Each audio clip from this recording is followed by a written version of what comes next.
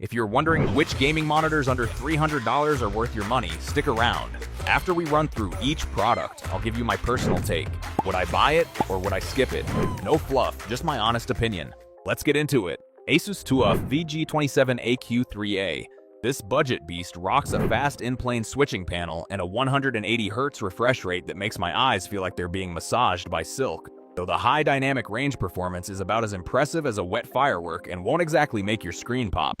It's got that extreme low-motion blur sync technology to keep things crisp during chaotic gunfights, but the stand has less adjustability than a concrete pillar, so I hope you like your monitor exactly where it is. Would I buy it?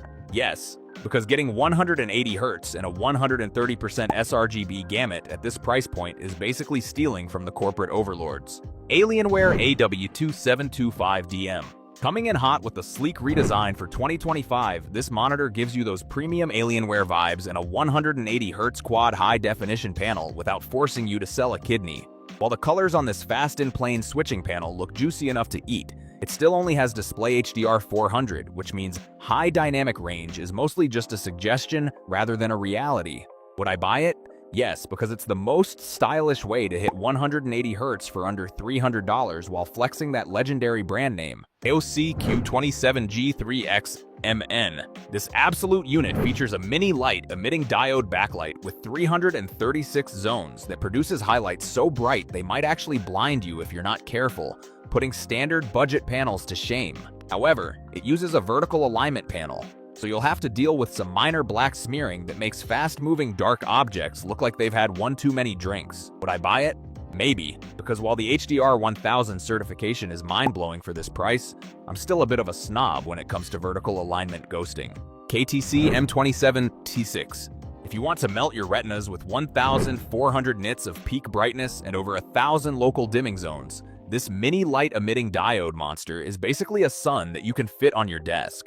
It offers an insane contrast ratio that makes blacks deeper than my existential dread, but the vertical alignment panel means you'll see some ghosting and the occasional brightness flicker when using variable refresh rate. Would I buy it?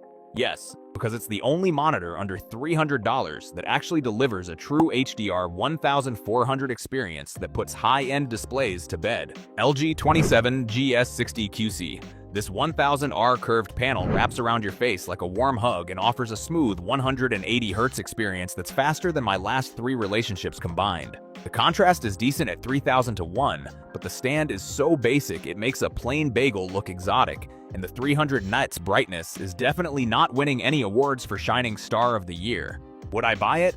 No, because while the curve is cool, I'd rather spend my $300 on the mini light emitting diode options that actually have some personality. Samsung Odyssey G55C. This 1000R curve is tighter than my last relationship, and while the 165Hz is smooth, the dark scene ghosting makes fast-moving enemies look like blurry ink blots.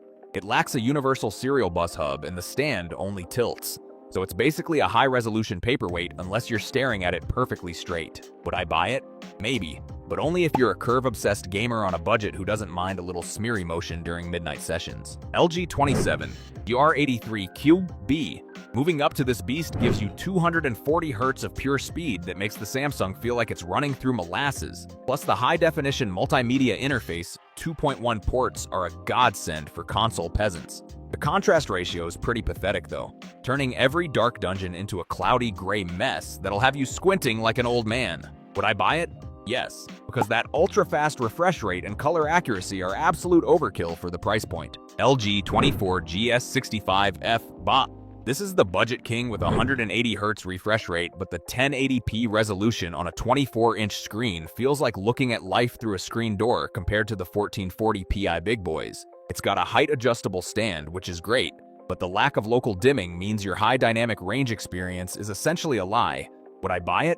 No, because while it's cheap, I'd rather skip a few meals to afford the extra pixels and better motion of its competitors. ViewSonic XG2431. This monitor is the blur-busting legend with 240Hz and backlight strobing so good it makes the LG 24-inch look like it's vibrating. The build quality feels like cheap plastic toys from the 90s, and 1080p in 2026 is a bit of a tragedy for anyone not playing professional shooters. Would I buy it? Yes. Specifically for sweat-dripping competitive gaming where motion clarity is the only thing keeping my pride alive. Dell Alienware AW3225DM. This 32-inch monster gives you a massive 180Hz curved display that dwarfs the tiny ViewSonic, but the vertical alignment panel still suffers from that classic everything looks like a smudge problem in dark scenes. It's surprisingly affordable for an Alienware product, but it's still flirting with the edge of the $300 limit and lacks the premium feel of their high-end OLED models. Would I buy it? Maybe, as it's a solid choice if you want maximum screen real estate without having to sell a kidney. Asus ROG Strix XG27 ACS. This monitor is the absolute king of the budget mountain because it somehow gives you buttery smooth 180Hz motion and color accuracy that actually makes your games look like they aren't being played inside a literal potato. It is definitely superior to the older MSI models in motion handling, although the lack of a built-in speaker means you will still be hearing your neighbor's questionable music in full high definition. Would I buy it? Yes, because it performs like a monitor twice its price and actually has a phone holder in the base for when you inevitably tilt and need to browse memes. Dell Alienware AW3425 DWM. This ultra-wide beast tries to act like a premium spaceship, but it is actually a budget VA panel that has more black smearing than a cheap eyeliner in a rainstorm. While the 180Hz refresh rate and massive curve make you feel like a pro, the HDR is so bad it might as well just be a make everything gray button. Would I buy it? Maybe, but only if you desperately need that curved ultra-wide immersion and do not mind seeing a blurry ghost following your character every time you turn around. Dell G2524H. This little 25-inch speed demon is essentially a caffeinated squirrel with a 280Hz refresh rate, but it is stuck in 1080p resolution like it is still 2015. It is perfect for sweating in competitive shooters where you do not care that the contrast is so low that black looks like a depressed shade of laundry lint. Would I buy it? No, because while 280Hz sounds cool, the response times are actually pretty mid, and I would rather have more pixels than a slightly faster slideshow. MSI G274 EFQD. This monitor uses quantum dots to give you colors so vibrant they might actually burn your retinas, yet it still manages to have black uniformity that looks like a flashlight leaking through a wet paper bag. It is a solid 1440p choice with 170Hz, but it feels a bit like the "we have Asus at home" version now that the XG27 ACS exists with better motion tuning. Would I buy it?